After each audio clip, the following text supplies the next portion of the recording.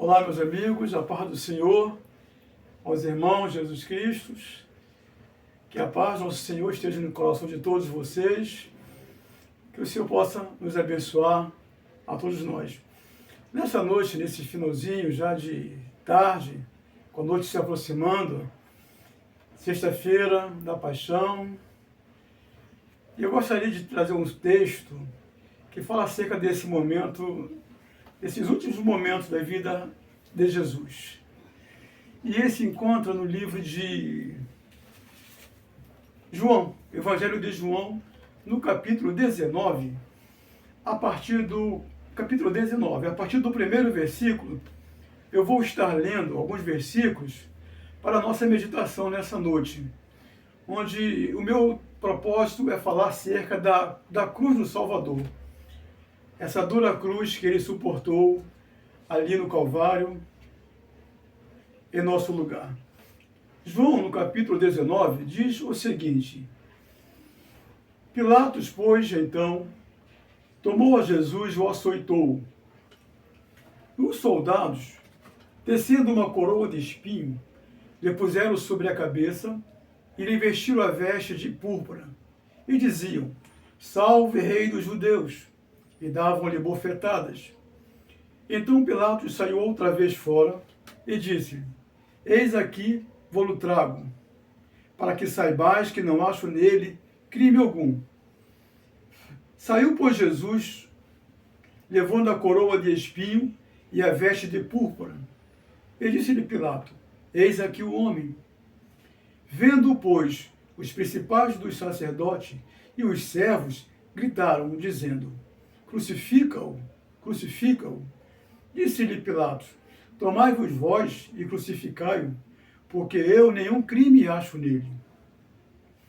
Responderam-lhe os judeus: Nós temos uma lei, e segundo a nossa lei, deve morrer, porque se fez filho de Deus. E Pilatos, quando ouviu essas palavras, mais atemorizado ficou, e entrou outra vez na audiência e disse a Jesus: De onde és tu? Mas Jesus não lhe deu resposta. Disse-lhe, pois, Pilato: Não me falas a mim? Não sabes tu que tenho poder para te crucificar e tenho poder para te soltar? Jesus respondeu: Nenhum poder terias sobre mim se de cima te não fosse dado. Mas aquele que me entregou a ti, maior pecado tem. Desde então Pilatos procurava soltá-lo, mas os judeus gritavam, dizendo: Se solta este, não és amigo de César. Qualquer que se faz rei é contra César. Ouvindo, pois, Pilato esse dito, levou Jesus para fora e assentou-se no tribunal, num lugar chamado Litóstrato, e em hebraico, Gábata. E era a preparação da Páscoa, e quase a hora sexta. E disse aos judeus: Eis aqui o vosso rei. Mas eles bradaram: Tira, tira, crucifica-o. Disse-lhe Pilato: Hei de crucificar o vosso rei? Responderam os principais sacerdotes: Não temos rei senão César. Então entregou-lhe para que fosse crucificado. E tomaram a Jesus e o levaram. E levando ele às costas a sua cruz, saiu para o lugar chamado Calvário, que em hebraico se chama Gólgota, onde o crucificaram, e com ele outros dois, um de cada lado, e Jesus no meio. E Pilatos também escreveu um título e pô-lo em cima da cruz, e nele estava escrito: Jesus Nazareno, Rei dos Judeus. E muitos dos judeus leram este título, porque o lugar onde Jesus estava crucificado era próximo da cidade, e estava escrito em hebraico, grego e latim. Diziam, pois, os principais sacerdotes dos judeus a Pilatos: Não escreva Rei dos Judeus, mas que ele disse: Sou Rei dos Judeus. Respondeu Pilatos: O que escrevi, escrevi. Tendo, pois, os soldados crucificado a Jesus, tomaram as suas vestes e fizeram 4 partes, para cada um soldado uma parte, e também a túnica. A túnica, porém, tecida toda de alto a baixo, não tinha costura. Disseram, pois, uns aos outros: Não a rasguemos, mas lancemos sorte sobre ela, para ver de quem será. Isso foi assim para que se cumprisse a escritura que diz: dividiram entre si, as minhas vestes, e sobre as minhas túnicas lançaram sorte. Os soldados, pois, fizeram essas coisas. E junto à cruz de Jesus estava sua mãe e a irmã de sua mãe, Maria, mulher de Clopas, e Maria Madalena. Ora, Jesus, vendo ali sua mãe, e que o discípulo a quem ele amava estava presente, disse à sua mãe: mulher, eis aí o teu filho. Depois disse ao discípulo: eis aí tua mãe. E desde aquela hora o discípulo a recebeu em sua casa. Depois, sabendo Jesus que já todas as coisas estavam determinadas para que as Escrituras se cumprissem, disse: tenho sede. Estava, pois, ali um vaso cheio de vinagre, e encheram de vinagre uma esponja, e pondo-a no isopo, lhe chegaram à boca. E quando Jesus tomou o vinagre, disse: está consumado. Inclinando a cabeça, entregou o Espírito. Os judeus, pois, para que no sábado não ficasse os corpos na cruz, visto que, como era a preparação, pois era o dia de sábado, rogaram a Pilato que lhe quebrasse as pernas e fosse tirado. Foram, pois, os soldados, e, na verdade, quebraram as pernas ao primeiro e ao outro, que com ele fora crucificado. Mas, vindo a Jesus e vendo-o já morto, não lhe quebraram as pernas. Contudo, um dos soldados lhe furou o lado com uma lança, e logo saiu água e sangue. E aquele que o viu testificou, e o seu testemunho é verdadeiro, e sabe que é verdade o que diz, para que também vós creais. Porque isso aconteceu para que se cumprisse a escritura que diz: nenhum dos seus ossos será quebrado. E outra vez diz a escritura: verão aqueles que o transpassaram. Louvado seja o nome de Jesus. Nós vemos nesse texto o momento em que Pilatos julga Jesus. Ele tem uma intenção de soltá-lo, mas tem medo dos judeus. Portanto, ele não faz nada. Permite que os judeus crucifiquem a Jesus em uma dura cruz, como nós vemos aqui. O que eu quero comentar nesta noite acerca dessa sexta-feira 13, ou melhor, perdão, acerca dessa sexta-feira da paixão, é exatamente sobre essa dura cruz. Essa cruz que Deus usa como instrumento de morte e o transforma em um meio de comunicar ao mundo a sua mensagem de justificação, conforme está escrito lá em Romanos, no capítulo 5, no versículo 18. E também uma mensagem de substituição, está lá em Isaías, capítulo 53, no versículo 4, que diz que ele tomou sobre si as nossas dores e enfermidade, e pelas suas pisaduras nós fomos sarados. Nós fomos substituídos por Jesus ali naquela dura cruz. Isto é, nesse processo de substituição, Jesus morreu na cruz em nosso lugar, como está escrito em João 8,16. O sacrifício de Jesus, ele tem por objetivo não só ser o Cordeiro de Deus que tira o pecado do mundo, mas ele também desvia de diante de Deus a ira de Deus, que desde o início do tempo estava sobre todos os homens. Podemos ver isso lá em Apocalipse, no capítulo 6, no versículo 17. A cruz era dura demais, era um processo violento, e Jesus esteve ali, durante aquele tempo todo, em nosso lugar. Eu pergunto, o que se pode esperar de uma cruz que só serve para matar? O que se pode esperar de uma cruz que, de tão cruel e violenta que é, ela faz sofrer até o último instante, deixando a pessoa ali dependurado por 3 dias, até que a morte venha sobre ele e ele fica nesse estado de agonia até aquele momento. Nada se pode esperar de uma cruz tão violenta e cruel. No entanto, quando nós lemos a palavra de Deus, nós vemos como a sabedoria de Deus nos surpreende.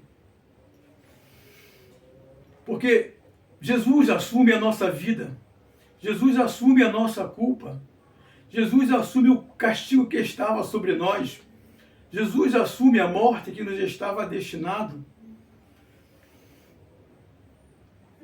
Na Bíblia está escrito, no livro de Gálatas, no capítulo 3, no versículo 13, que morrer sobre a cruz era morrer no estado de se tornar maldito, porque a cruz era um lugar de maldição. Isto significa que Jesus tornou-se maldito em nosso lugar, porque a cruz era um lugar de maldição, lugar de dor, lugar de agonia, lugar de sofrimento. E Deus coloca o seu amado Filho nessa situação. Deus coloca o seu querido Filho sobre a maldição da cruz, para que ele pudesse redimir os homens da maldição do pecado. O que se pode esperar de uma cruz que cria cenas dantescas de violência, de crueldade? Nada mais pode se esperar dela, a não ser aquilo para o qual ela foi criada. Agora, quando falamos de cruz de Jesus, não falamos de uma cruz qualquer.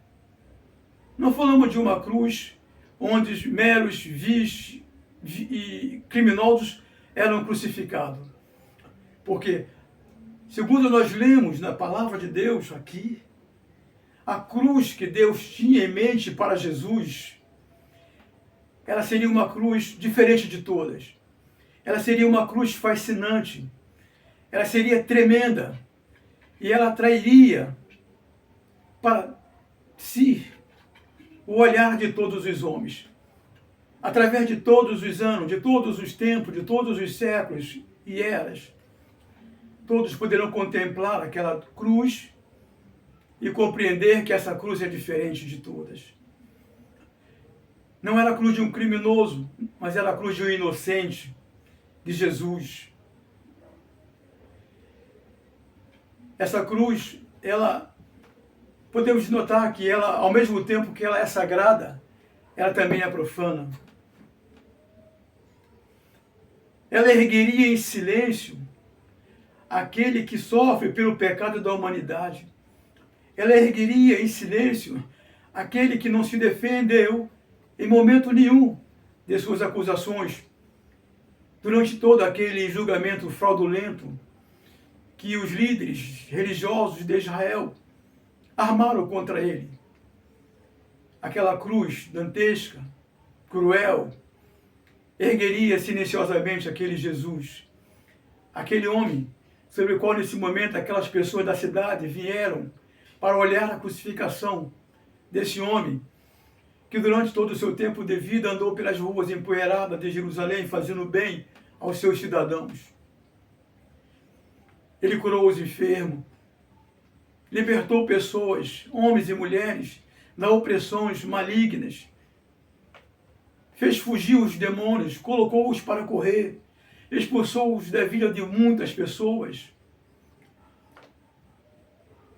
Muitas pessoas da cidade vieram até aquele pé de monte do Gólgota para ver aquele Jesus ser crucificado.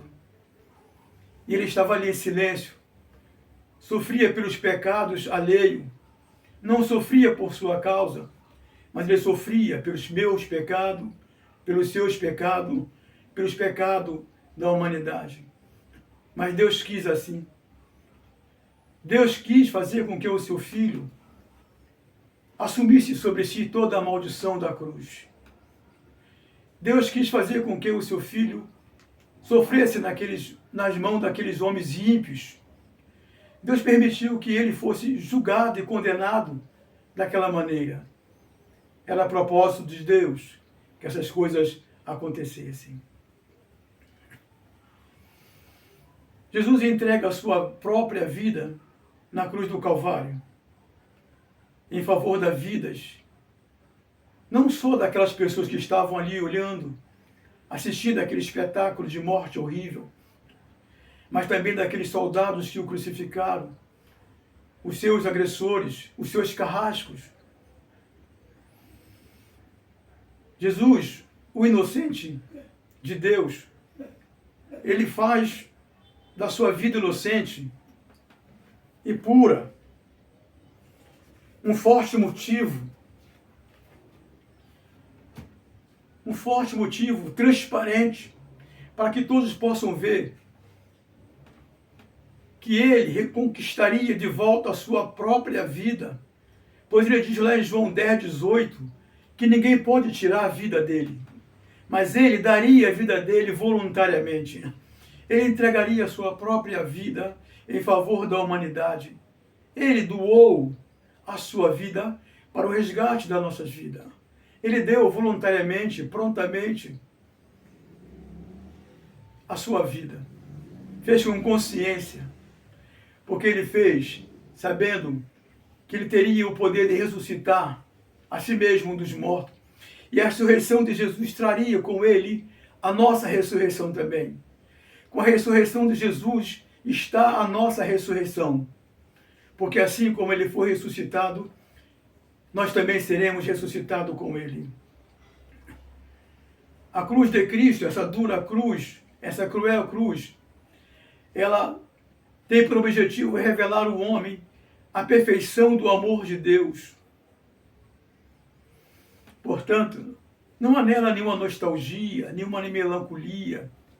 A sua realidade é dura e cruel, mas ela traz à nossa consciência o verdadeiro propósito de Deus, oferecendo ali o seu cordeiro, oferecendo ali o seu filho único, unigênito, para que fizesse um sacrifício único e absoluto e poderoso em favor da humanidade.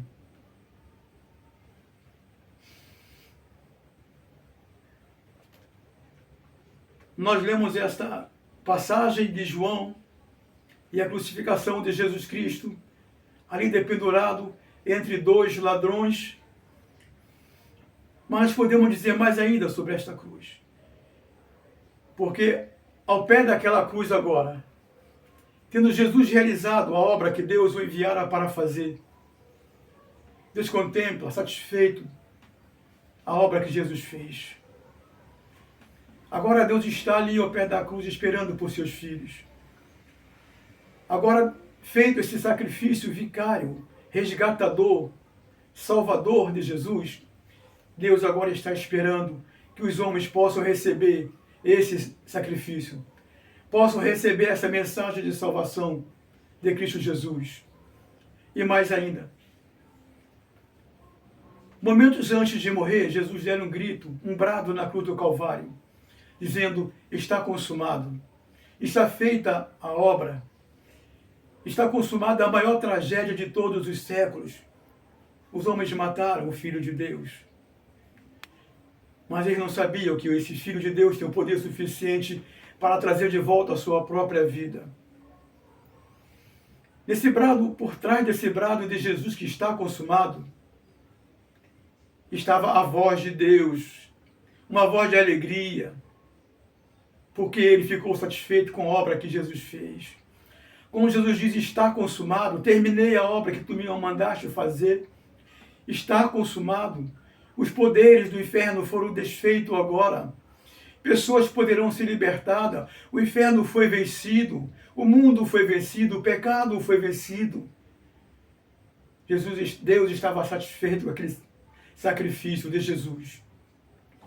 É o que diz o profeta Isaías, lá em Isaías, no capítulo 53, e o versículo 11, que diz que Deus